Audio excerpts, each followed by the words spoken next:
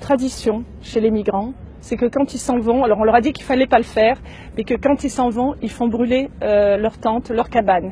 Alors on leur a bien dit qu'il fallait mieux pas le faire, mais il y en a encore quelques-uns, beaucoup moins que lors de la zone sud, mais il y en a encore quelques-uns qui le font. Voilà, alors on est vigilant, hein. On a le service d'incendie est là à proximité pour assurer la sécurité.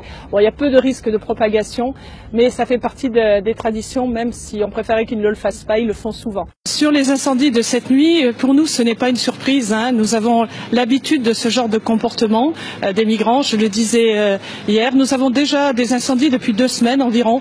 Ça fait, on peut le regretter, mais ça fait partie des traditions de la population migrante de détruire leur habitat avant de partir. Ça veut dire aussi que vraiment ils ont compris que le camp de Calais c'était fini.